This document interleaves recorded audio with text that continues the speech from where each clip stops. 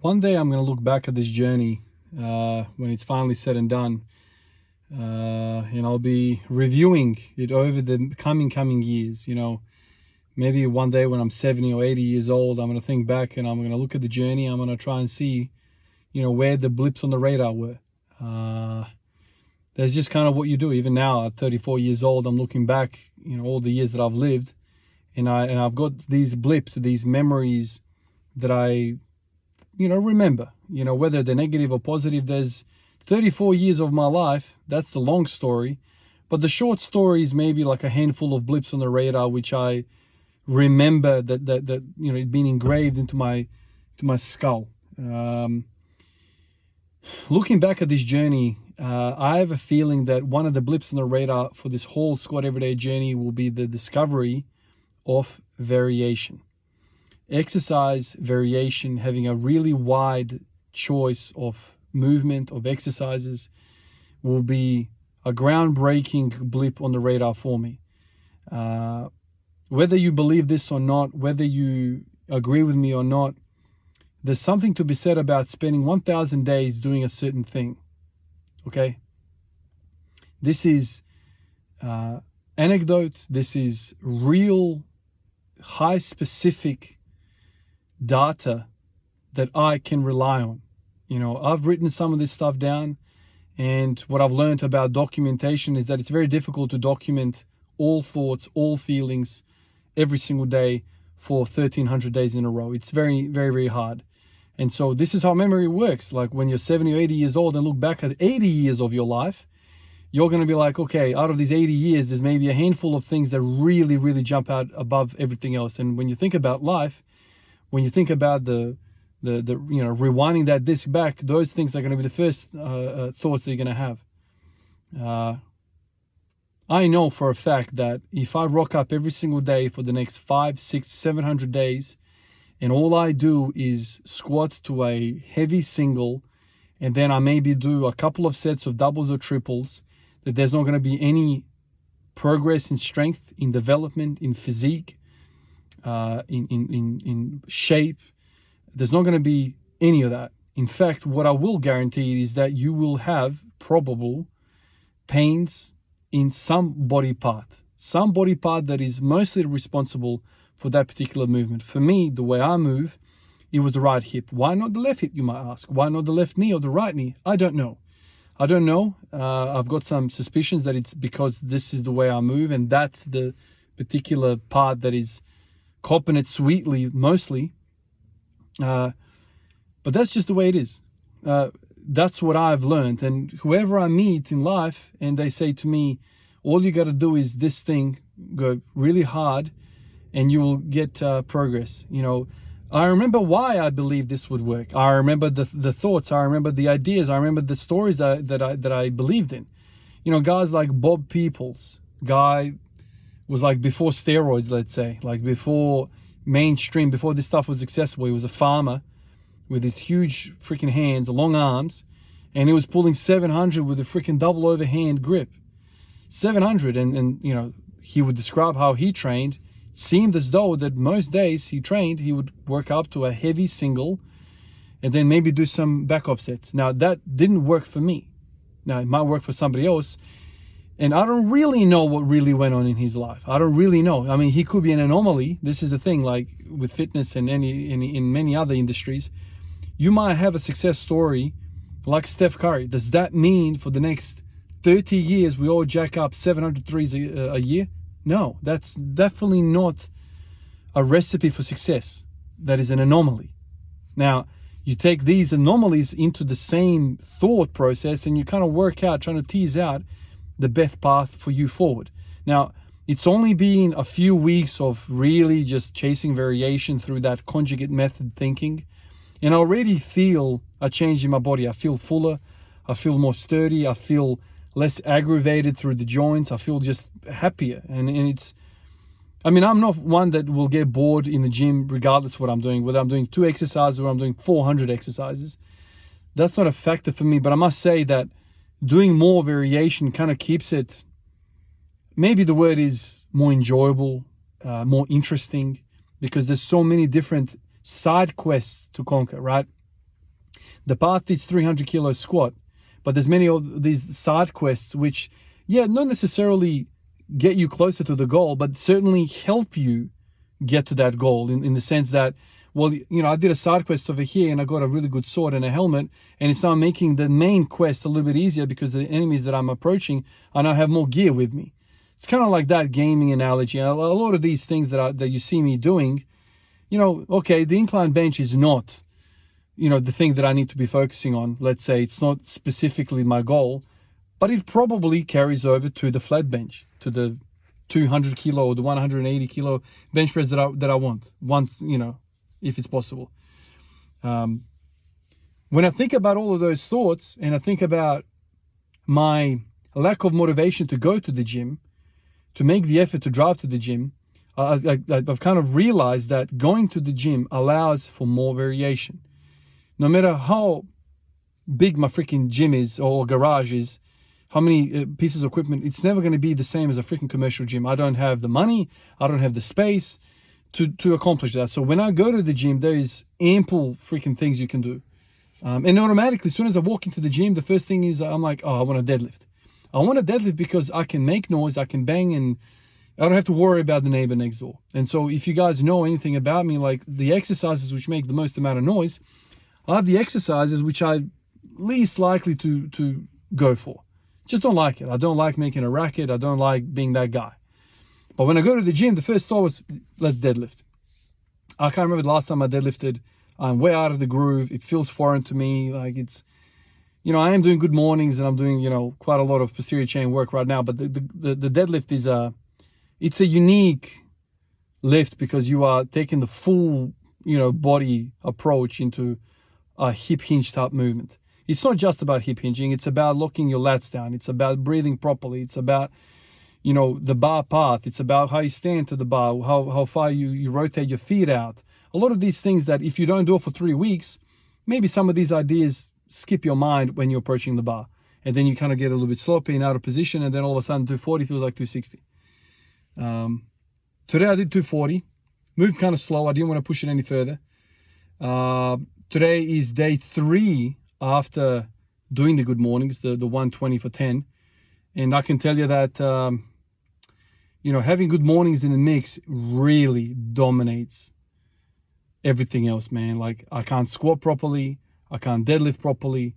The main guy right now in the whole freaking training program that I have, the most expensive exercise is by far good mornings.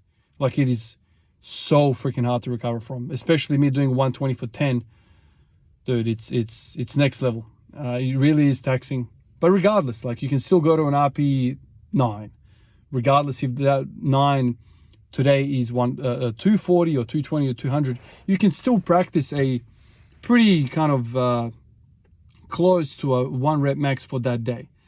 That's what I try to do. I try to kind of pick up something that's relatively heavy. I worked up to 240, which is, I'm kind of happy with that.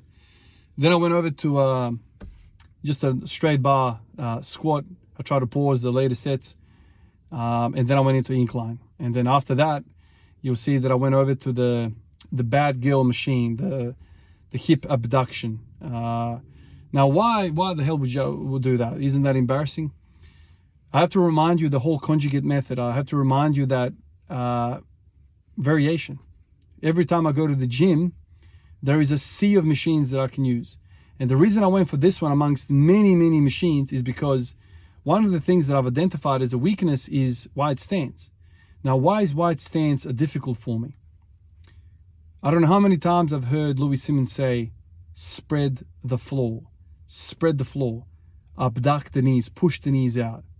The reason why I struggle with wide stance is because that very function, that very motion for me, hip abduction, spreading the floor, external rotation, is weak. And the reason it's weak is because I spent most of my training life in a narrow stance. And now why does that make sense? That makes sense because when you're in a narrow stance, your knees naturally fall out. They can't go in. They're naturally falling out. And so the requirement for your muscles to actively push out is much less than in a wide stance. In a wide stance, your knees want to buckle in. It's just physics. They want to buckle in. The center of mass is in between the legs. It's not outside the legs or the center of mass. Hopefully that makes sense. When you go really, really narrow stance, your knees are naturally falling out. When you have really wide stance, your knees are naturally falling in. And so wherever they fall, the resistance is going to be the opposite to that. So if your knees are falling in, the musculature required to externally rotate are going to be on the outside, like hip, your glute minimus, medius, the TFL, the piriformis. All of these external rotators and abductors are going to have to fire up. And so doing an exercise like the bat girl really trains those in a vacuum. In a vacuum. Like tomorrow I'll be trying to do wide stance squats, and this is kind of like a nice little way of doing it. Once again, variation. And when you go to the gym, you allow for variation. And so this year, man, I've been to the gym probably not even a handful of times, maybe 3 times, something like that. I've exclusively trained at the gym. But now with the whole conjugate idea, I'm kind of going back to my early roots of training, where I would mix it up all the time because, I don't know, because everyone else did that and I had no understanding of why. Now I'm kind of doing it with a purpose, because I am trying to target these weaknesses that I have. You know, glutes, definitely, lateral, posterior glutes, they need to be challenged. There are many different glute machines that I can go from. Glute thrusts to bad girl, even the good girl machine with the adductors, they'll play a role. Lots of these different, you know, let's not even talk about the glute ham raise, the 45 hyper. There is a lot of stuff, obviously, that I don't have a gym that I can now start throwing in. And so my hope is that I'll make it to the gym twice a week whenever I have days off. It's going to be tough, obviously. I'm going to try and make it work. It's tough when you're freaking working at the hospital all the time, but I'll try to do that in the spirit of a conjugate, in the spirit of trying to attack my weaknesses from as many freaking angles as possible. Yes, that includes machines. No, I don't like that, but you know, I'm embracing this idea. Okay, the bad girl machine is, let's say, not a very good machine. You could be doing wide stance squats, but it's another variation of the thing. Now I'm kind of saying yes to a lot of these things. What about Smith machine? I hate the Smith machine, but all right, well, let's try to do something with the Smith machine as well. Just continuously attack the problem from many different sides, and force the body to adapt in such a way where it has no freaking choice but to solidify the whole perimeter. We've got a castle and there's a freaking 25-foot wall all around it. So if the enemy wants to attack from the north, from the west, from the east, go for it. We don't care. We're strong everywhere. And so this is the approach of the conjugate method. This is the idea for Louis Simmons that they came up with. The whole idea was, we don't want any weaknesses. We don't want to be specialists. And I've heard LeBron James say, I've heard Greg Popovich say, I've heard Mike Malone, the Denver Nuggets coach, say, in the playoffs, in the crunch time, specialists cannot make it to the court. They're not going to play. If you can just shoot and that's it, you're not going to play, because you're a liability on the defense. You need to be multifaceted. You need to be a multifaceted athlete for me to be able to use you. You need to be able to score and then defend your man from not scoring, so then we are +3 in that sequence. But if you score 3 and the guy scores 5, we are negative. I don't care how well you shot the ball. We are negative. You need to be able to stop the ball. And so this is kind of the same kind of thought process that I have. You know, basketball is my background, so I'm almost kind of seeking analogies from that. This is my attempt of being a LeBron James, being a Michael Jordan. Okay, he can win the scoring. He can be the scoring leader every year. He can be the defensive player of the year. He can be the MVP. He can be the first 5 all-star. See that? What makes Michael Jordan really good? He was the best scorer and he was the best defender. Think about that. So he'll drop 40 on you and he'll keep you down to 15. Now he's +30 with that, right? He's +30. Think about that. It's not fun to just be a Carmelo Anthony who's just scoring points. No. Okay, you score 30. The other bloke on your counterpart scores 30 points. Net gain 0. Right? So when it comes to conjugate, every angle to my hip, I want to train it. Every angle to my shoulder, I want to train it. Every angle to my core, I want to train it. Rotate the hell out of it. Rotate it. Okay, sure. I've got a pull day, push day. Pull day, push day. Every single time. Go for a lat pull down. Go for a chin up, pull up, this way, that way. Go for a lever a row machine, go for a cable row machine. All of this fits into the picture. And I think this is where I'm kind of finding new motivation to go to the gym. And so I'm going to try and mix it up. I must say, I mean, today was fun at the gym. You know, it's a different environment. It was fun.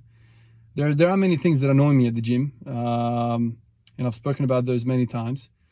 But there's also good things. You know, I've actually met a few of the fellas that I've never met before who watch the channel. That was kind of a really cool experience. This is something that I never get when I train at home. Meeting new people is kind of cool. Meeting like-minded people in the gym, that's also really cool. So I had a pretty good day today training. And I'm gonna, and part of the whole conjugate thing, yes, I'm going to go to the gym, but I'm also going to try to mix it up at the gym. So even my location is going to be varied. Anyway, I'm really embracing the conjugate thinking, as you've kind of now realized. Appreciate you guys like always, and I'll catch you in the next one. Peace out.